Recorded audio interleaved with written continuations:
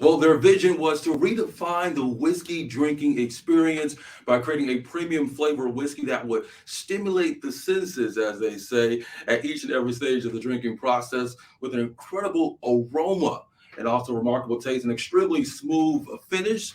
Joining us to talk more about Duke and Dan and their salted caramel flavor whiskey and how it was born, created. Joining us now is one of the co-founders, Amadi Macaulay. Thanks so much for joining us. Yes, sir. Good morning. Thank you for having us. So one of the things that stands out about Duke and Dane is that there's only 1 gram of sugar per serving, Yes. standing out amongst compared to your competitors. So first, just the start and creation of the company, you guys are really taking off and moving in the right direction. We are, the launching a new spirits brand in a marketplace where you have a lot of competitors. A lot of them have huge budgets and are backed by some of the biggest liquor companies in the world. Right. You have to have a way to differentiate yourself, right? One, you have to have a great product, right? And two, you have to be nimble and creative in terms of how you market your product. For us, we really wanted to create something, as you said, that really redefined that whiskey, that flavored whiskey drinking experience for consumers. At the time, a lot of our competitors, consumers thought they were overly syrupy, overly sweet. Some had kind of an artificial element to the aftertaste. Yeah. And we thought, why can't we have a quality flavored whiskey? Yeah. Why do you have to give up quality just because you want a little flavor, right? Just because you want a little flavor. And we thought, if we're going to really jump into this and do this, it has to be a whiskey first, premium whiskey, 100% natural, no artificial additives at all. And, it has to be perfectly balanced and perfectly, just the right amount of sweetness in it. And that's what we were trying to achieve. That's the word I'm looking for, balance. When you think about salted caramel flavor, and apparently it's award winning. Yeah. No, it's funny when we launched, right before we launched back in 2018, we really wanted to get on the shelves having a little medal, right? Because it gives you validation. With a new brand that nobody knows, you walk by it on the shelf and say, oh, they won an award. Maybe it actually is good. Yeah. So we submitted the whiskey to 4 of the largest international spirit competitions. Wow. And we were just hoping to just place in 1. We ended up placing in all 4. Wow. Including winning platinum at the SIP Awards, which is a consumer-based award where consumers are the judges, right? Yeah. And they're the ones who buy your product. So we were very happy to get that one. Yeah. We were rated top 3 flavored whiskey in the world by the International Whiskey Competition. And we also placed in New York and San Francisco competition. So we were very, very happy going into market with those awards. Going in the right direction. I mean, you guys are fighting for shelf space with some of these bigger brands in the stores, but now you're in restaurants and stores. This past year, 150% growth in cases sold. Talk to us about the humble beginnings. Well, I'll go way back to the beginning, right? So my business partner, Chima Guri, years before he mentioned this idea to me, he was at a dinner with friends. This is when Fireball was, everywhere. Yeah. It still is everywhere, but it's really starting to become very popular. Someone ordered a round of Fireball shots. And then someone asked the question, if you could create your own flavored whiskey, what flavor would you create?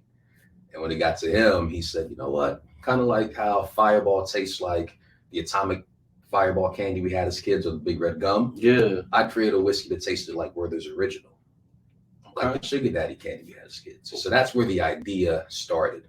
Years later, I had left my career in finance. I'm hanging out in Miami where we met in New York when he was working in New York also. But he had moved back to Miami. We're hanging out, and he's like, "What are you going to do next?" And I'm thinking, figuring it out. He said, "Hey man, I had this crazy idea." So wait. So it goes from hanging out with the boys on a probably, Friday, Saturday night in Miami, and then you guys start talking business. Right. And then it's like we should go make a whiskey that tastes like caramel. And I'm thinking, that's interesting. Now, were you guys already drinking before that? Of course. That night? Of course. Okay. Yeah, no, we drink. Okay. We share a love for spirits, all spirits. Yeah.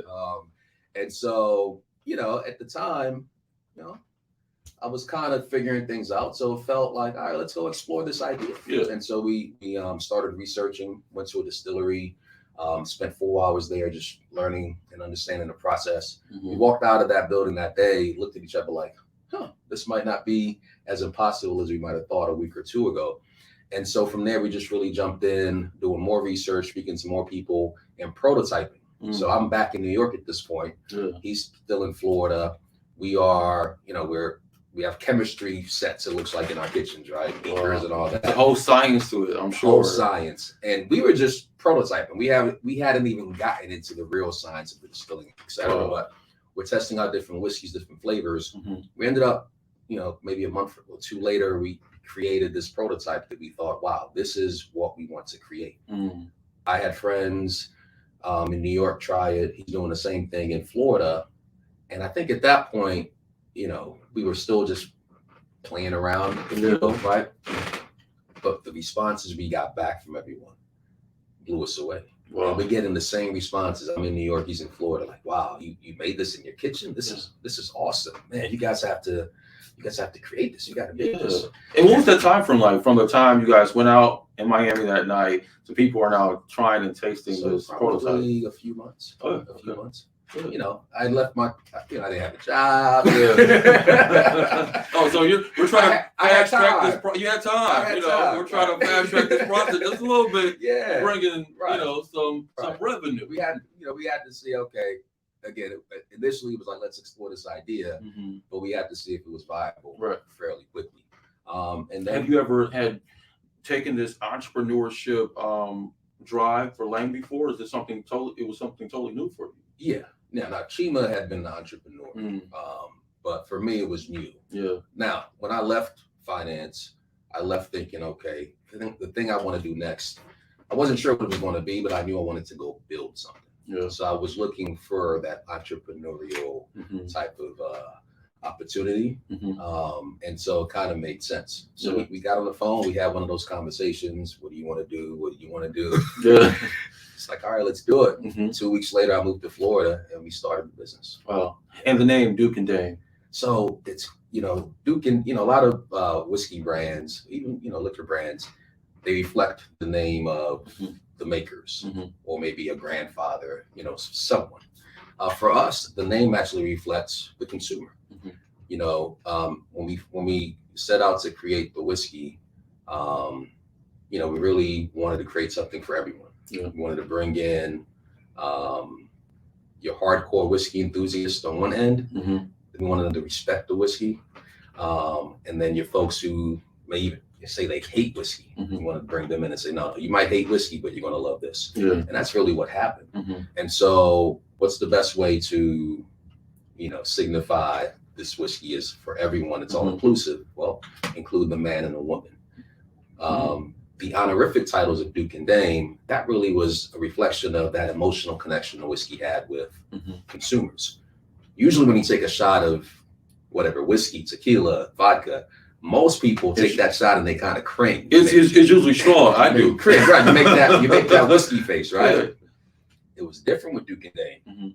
At the time it wasn't even called Duke and Dame, but the reaction wasn't, what is this? The reaction was like, oh, wow, this is amazing. Yeah. It had a smooth taste in it. Yes.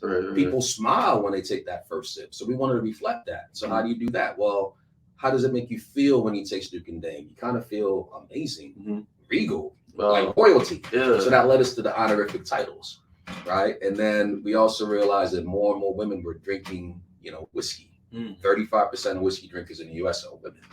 And most whiskey brands don't really market to them traditionally. So we're like, wouldn't it be cool to be one of the first brands to actually include women in the branding? So the Dame, it's not Duke and Duchess, it's Duke and Dame. Dame is a female knight. She's kind of earned her right, her knighthood, and she's strong in her own right. So those are kind of all the elements. And the last piece is, when you look at the logo, it's very approachable. The bottle, it's a beautiful bottle. It's not your grandfather's whiskey bottle.